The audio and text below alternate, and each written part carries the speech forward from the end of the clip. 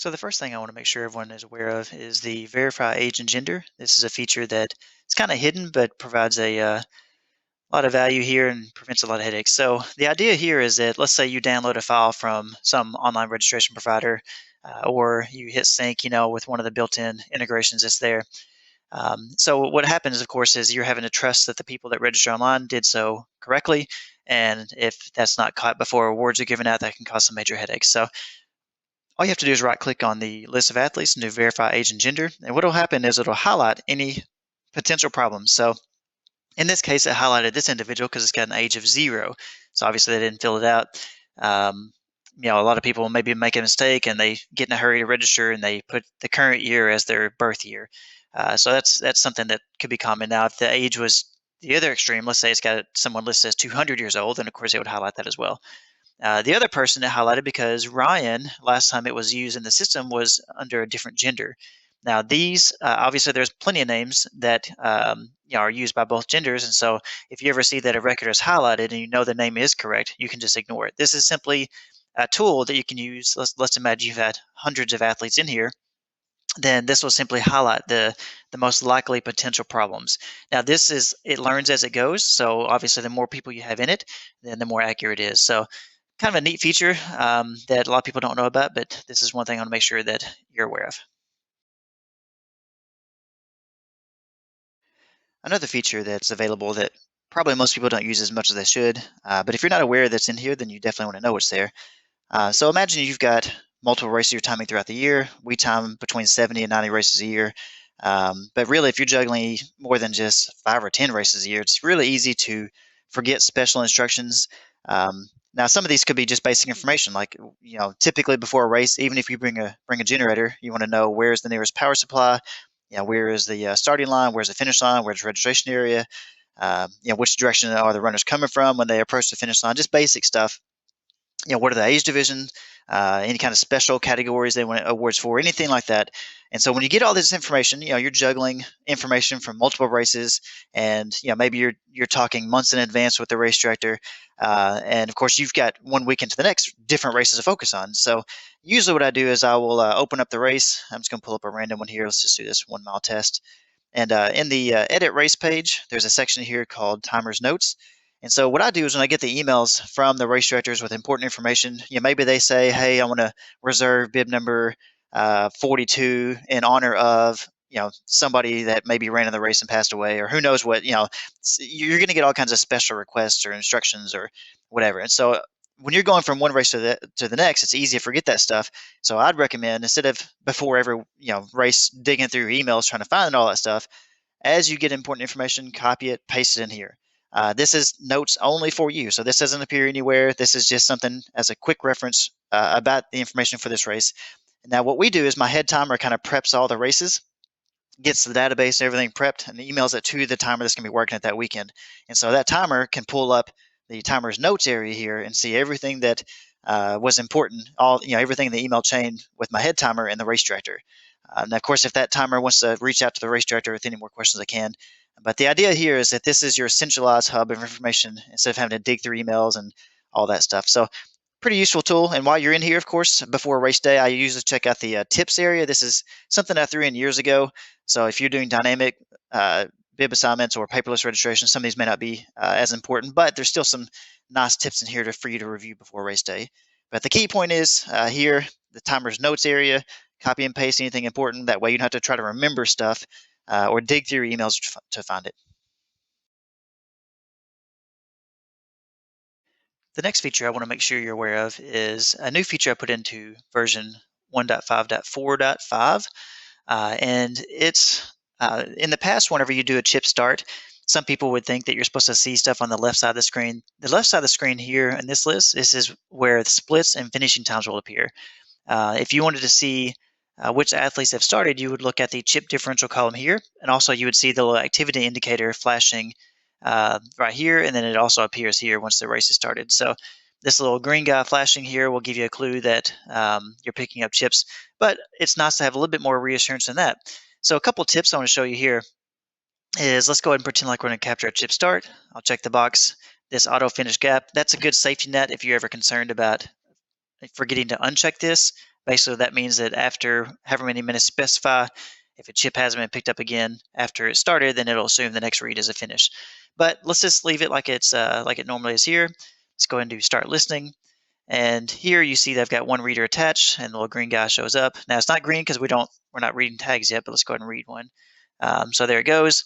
Now this is a little bit of a delayed system because if I try to show every read when it occurs, either in a list or even just here on a simple screen right here, then for a lot of computers, if it doesn't have a lot of RAM, it could really slow down the computer. So this simply says, hey, for every 1 second, if I've had a read, show the little green activity indicator guy flashing. And now you can also see the most recent bib number within the last second that has passed. And so now if you wanted more information on this, so this is a new feature here, by the way. So let me scan a few tags and you'll see. So there's 3, there's 2, and then here comes bib number, well, I don't have these labeled, but number 1, 4. So yeah, that's chips that are pricing by the starting line. Again, just a little extra reassurance that you're picking everything up, no problem. Basically, as long as you ever see this word connected down here, you're good to go. But let's say you wanted even more assurance than that. You wanted more of an instant feedback of every read, or at least most of the reads. Now, obviously, in the background, everything's processing and it's taking every chip read and handling it. But on the screen here, again, it can be very hard on a computer when you have hundreds of people flowing through to show everything. Plus, it'll be flickering so fast every name or every bib number you wouldn't be able to see it anyways with hundreds of people flowing through in a short time period. But let's go ahead and capture a chip start. And let's say you did want more information than what that's showing here. So what you could do is you can click on the TV tab. Now, often I'll hook up a TV and show this on the big screen TV so that people running by can see their name. They get pretty excited about that. Hey, there's my name. It'll let them know. For example, now let me make this a little smaller because it's used to be on a big screen TV. So it'll let them know, hey, this person started X number of minutes ago or seconds ago. So if I scan another tag, well, then there goes that person. Now let's just say 2 or 3 go by at the same time. So it'll show every name and time. Let me go ahead and scan all 4. I've got just 4 tags here. So there's a bunch of people going by. So it kind of lets you know each person in more real time and how long ago it's been started. So this is a pretty neat screen to open. Even if you don't have an external TV, you can just go ahead and open it and just leave it down here while you're doing chip starts, just for that extra reassurance if you wanted it. And so here you can have this showing everything, and then whenever the last person leaves, if you wanted to close it out, you can. So that's just another tip that if you wanted more of a live feedback of everybody going through, and again, you can have this screen open even before you start the clock if you wanted to kind of do a test, 20 minutes before the start of the race or whatever. And then finally, one thing I want to show is that you can always also check the chip differential column here. So every 15 seconds, you'll see a little countdown right there. Let me go and scan another tag. This will update showing when was the last time that tag was picked up. So I just scanned bib number 1. So therefore, he was picked up 1:29 after the gun started. So anyways, that's just another quick tip is you can use this screen right here for more instant feedback on chip starts. Or you can use this new feature here that will show you, kind of the bibs that are crossing within the last second. So just, again, a little bit more confidence that everything's picking up just fine at the chip start.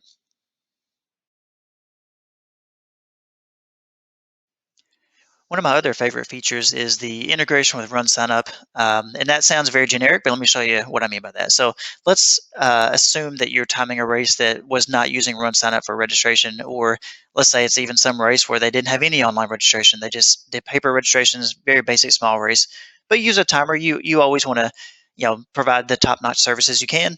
And so what I do is no matter where the race came from, let's say it came from maybe an athletic.net file or high tech or one of the other integrations that the software has. If it's not RunSignUp, one of the first things I do, just because of all the race day tools that are free to use, is I will push it to RunSignUp. So let's pull up this race here, just a sample race I created. And let's say we've got the race created with all divisions and everything we want to have set up. All I have to do is hit the green plus button right here. This will push the race up to RunSignUp. You get a URL that you can click on right here, and you can see everything. So what's cool is if I'm sitting down with a race director and we're actually coming up with a race, let's say he's playing with the idea of it, I can do all my course mapping tools and set everything up. And the moment we feel like we've got it set up good, hit this button and boom, it's ready to go. I just tell him to go log in. Of course, I can give him access to the as a race director, and he can set up the financial stuff, and it's ready to go. But for me as a timer, what's nice about it is that now I can go time my race, and click one button. Let's just pull up this race here. I can go click the race, and I'm not going to have you sit and watch as I time the race, but I can click one button and results go up. And then after the race is over, or even I can do it during the race if I wanted to, I can open up the event page, find the race, and then if I hook up a camera, which I always do, to record, automatically takes pictures of every finisher, then I can simply go to photos. And again, all these are free tools to use. Upload photos, finish line, and then drag and drop the photos in here. And if they've got all kinds of cool stuff where it automatically maps the bib number it sees in the photo to the person, if it's got a clear view of it. You can also manually map people to the photo. And then now I don't have results posted for this race, but if I did, you can go to race and then like results and then edit results. And then I always set up a camcorder at my finish line. Camcorders are real cheap. They provide a great backup. They're also there in case there's ever a dispute on a finisher. So it's highly recommended to set up a camcorder. It's not connected to anything. You just simply have to remember to turn it on before the first finisher comes in. But anyways, one of the other benefits of the camcorder is YouTube, again, is free to use. So upload the video to YouTube, and you can link that video to the RunSignUp page. And now you as a timer look amazing. You've put results up instantly with one click of a button. You've dragged and dropped the photos in, and you've linked the video to the results. And so now, under everyone's finishing time, they can jump to the video that shows their finish. Again, makes you look great. All free tools to use. Again, even if they didn't use RunSignUp for registration, RunSignUp makes these all free to use. So anyways, that's a cool feature. A lot of these features you can do with like race entry, but the one thing you can't do is push a race to race entry from here. I don't think they have that method available in their API. So RunSignUp's the only one where you can do all those things at once. So anyways, that's one of my other favorite features is the integration with RunSignUp and all the cool tools that make you look good.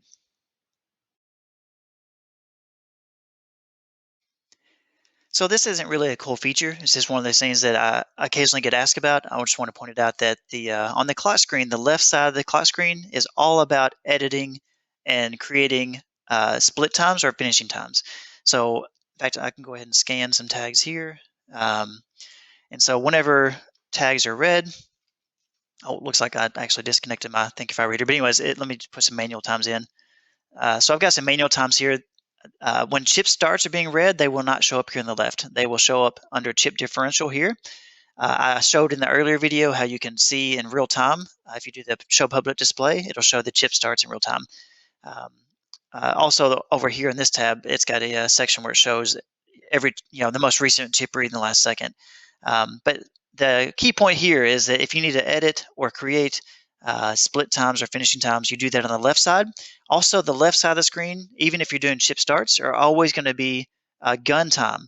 And the reason why is because these records here need to match what our eyeballs see. It allows us to manage the race easier when we can see on the screen the order in which people are physically crossing. Now, if someone wanted to say, hey, or wanted you to tell them what is my time, you can go to the quick results tab. So for example, it says that Brian Agee finished 14:19, which I would love if that was true for this 5K, but I'm going to go ahead and go to quick results. And then here you'll see that my actual time minus my chip differential was 12:50. So this is where you can see chip times. Now, obviously anything public facing. So if I had the public display up, it would show my chip time. When I print results, by default, it shows by chip time and stuff like that. So anyways, just so you know, the left side of the screen is all about splits and finishing times. If you need to edit someone's chip start time, that's where you do that here. Now, I want to point out, let's say you had some situation happen where someone was missed at the start for some reason. And maybe, for example, let's say that someone just decided, you know what, I don't feel good. I don't want my times to be on any website. I'm just not going to wear my chips. And so they run in the race. Sure enough, they have the greatest race of their life, and then they're coming to you saying, hey, can you put my time in or whatever? Let's say you missed them at the start and the finish because they didn't wear their tags. Typically, you as a timer, you're going to be watching and, you manually put them in maybe. But let's say you totally missed them. And so let's say that, this person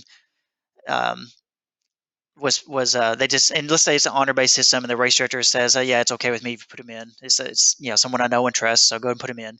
Well, you just double click and then put in their bib number and then type in whatever their time says. Let's say it's 18:12 or whatever. So that's how you do that. But let's say that you did pick them up at the start, but they were missed at the finish. And so here, let me go ahead and delete one of these times. Let's say Jared Stroud was picked up at the start, but he was not picked up at the finish.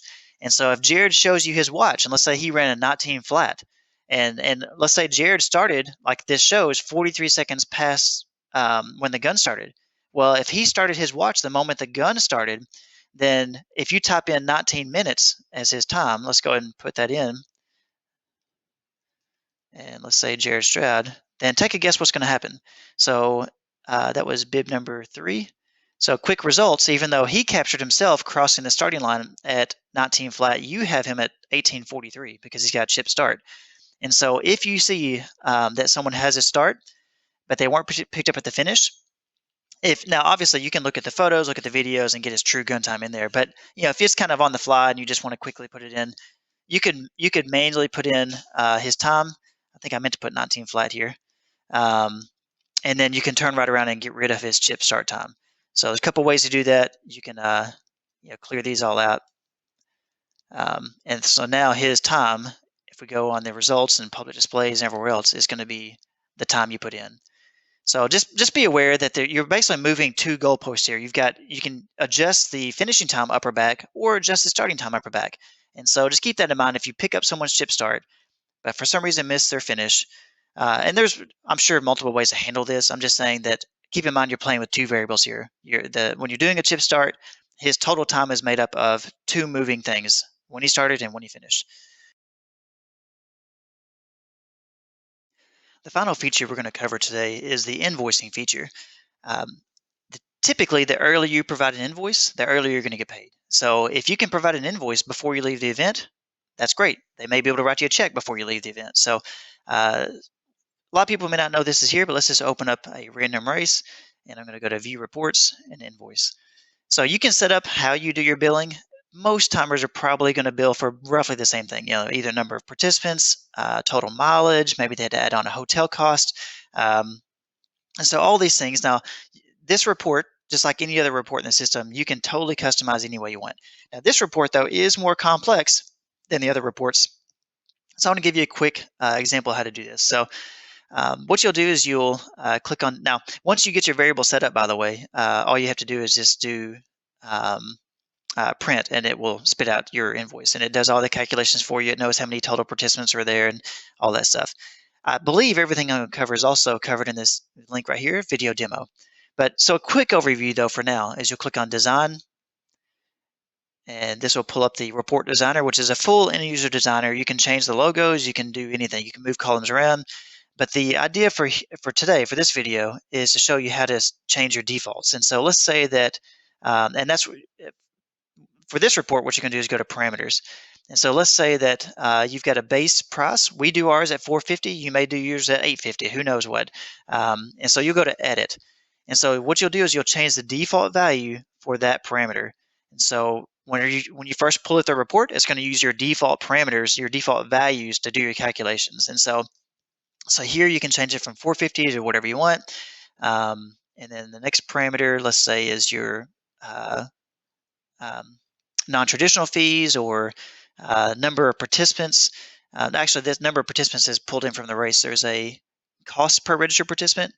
So I think we do $2 per registered participant. So that's how we put that in. But there's things in here where we can say, well, only charge that base price participant max. So we do that 225 participants. Anything over that, the invoices can be calculated as $2 per registered participant. And so all the variables you need to create your invoice are in here. I didn't pull this up before the video started. It's one of those things I probably should have had a 5 or 6 that are the key ones, but everything you should need is right here. So the whole point is a lot of people don't even know the invoicing features in here. And so I just wanted to show that it's here and how to do basic modifications. And you can get in here. Now this is obviously a little complex looking, but this is what the report expects. You can get in here and look between the quotes here. And if you want to change some of the wording or whatever, you can do that. So anyways, that's the basic features of the invoicing, and you can set it up to look any way you want and to calculate your values. And the idea is that you'll be able to pull it up, kind of proof it, make sure everything looks good, reads good, and then print it, hand it to your race director, or mail it if you want to do it that night. And then hopefully you get paid quicker.